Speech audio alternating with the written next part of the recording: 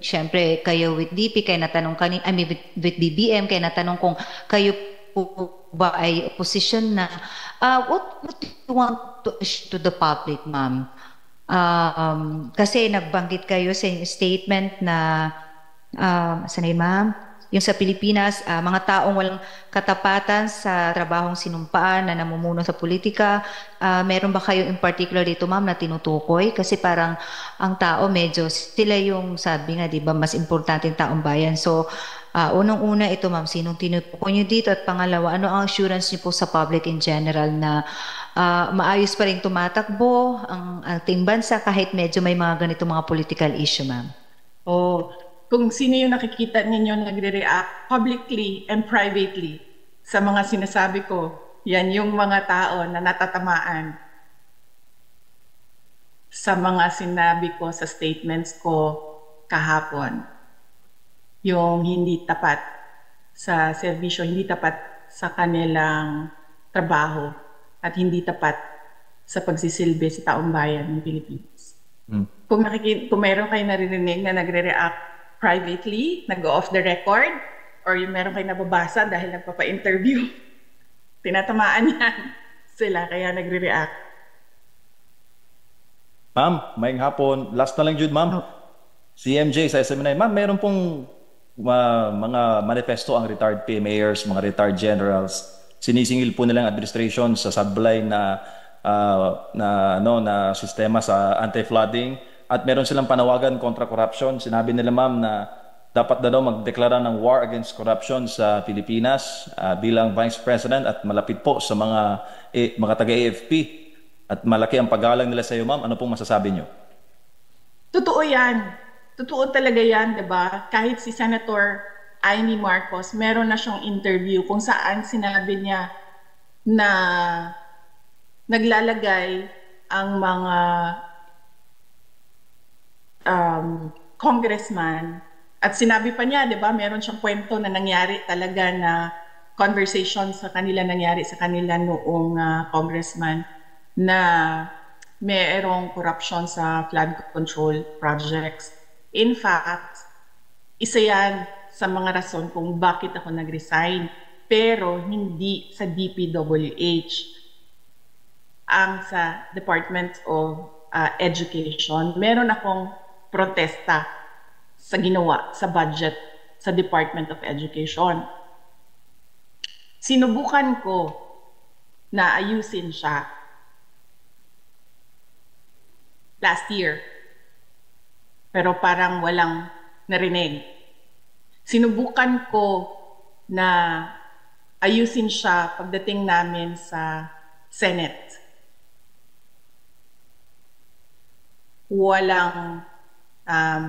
Kumbaga walang nagawa yung mga senators. And meron siyang proof kasi on record lahat. So tama yung sinasabi nila na dapat meron talagang war against corruption. In fact, kung titingnan ninyo yung budget ng 2024. Ayoko lang magsalita doon sa ibang mga departments kasi hindi ko naman hawak yung mga papel nila. Pero kung basahin mo lang yung GAA at i-trace mo kung saan pumupunta yung pera, makikita mo na hindi maayos yung pag-handle ng pera, ng budget ng gobyerno. So, isa yan sa yung tinanong kanina ng GMA. Sabi niya, ano yung mga rason? Sinabi ko, di ba? Sabi ko, personal, trabaho, DepEd budget. Andun yan. Sinubukan ko rin naman ang problema ko kasi last year, kapag pinilit ko at pinilit ko yung problema ng Department of Education, maho-hostage lahat ang buong budget. Hindi gagalaw yung pamahalaan. At hindi din siya, makakasira din siya sa bayan kung ma-hostage yung budget.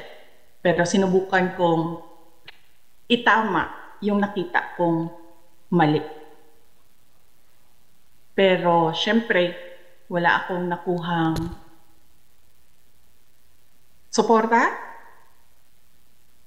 at wala akong nakitang pagbabago. Kaya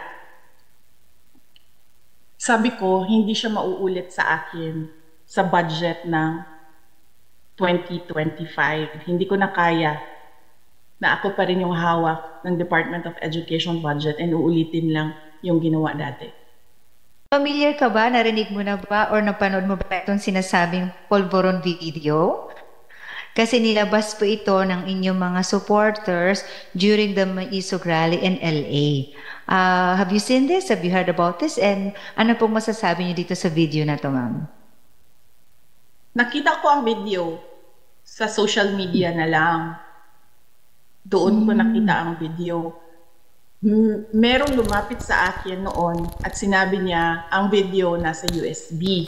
Hindi ko binuksan ang USB dahil hindi ako marunong sa technology. Hindi ako magaling sa laptop. So hindi ko alam na kung isasaksak mo yon may virus doon, or kung isasaksak mo yon listening device siya.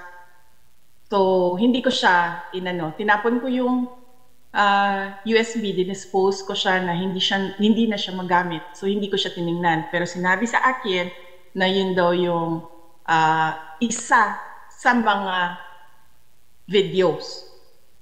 Nakita ko yung cocaine video doon sa social media na.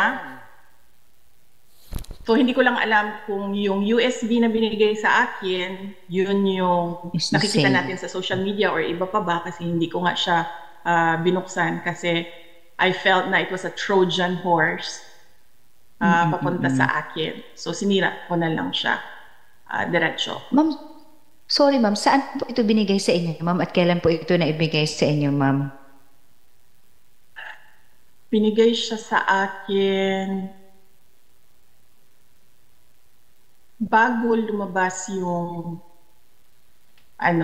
binigay siya sa akin bago lumabas yung sa social media na sinasabing video. Hindi ka malang na-curious, ma'am, open kung anong laman ng video na yan?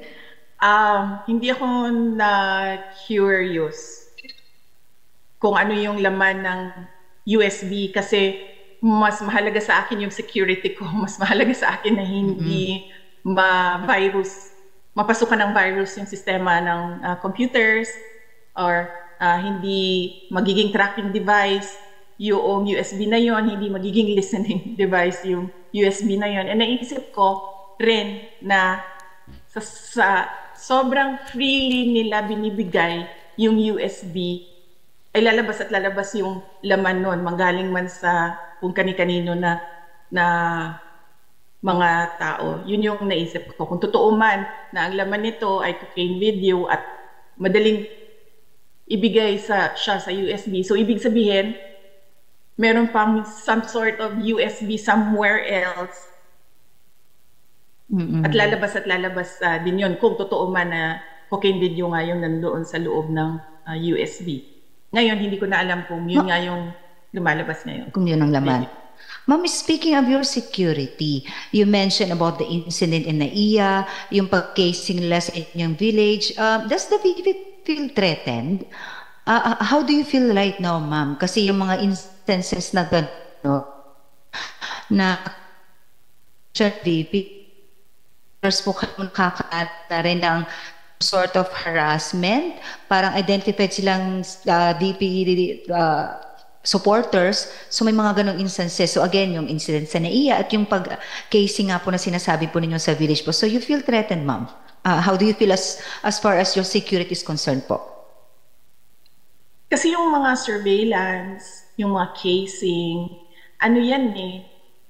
ganyan mangharas ang PNP. Modus yan ng PNP pag gusto nilang mangharas ng tao. So, depende na yan sa iyo kung papansinin mo, maiirita ka, or kung anong gagawin mo. So, ngayon, ang ginagawa namin, nire-record lang namin lahat ng ginagawa nila. Kinukuha namin yung facts, tapos nilalagay namin sa isang file. Do I feel threatened?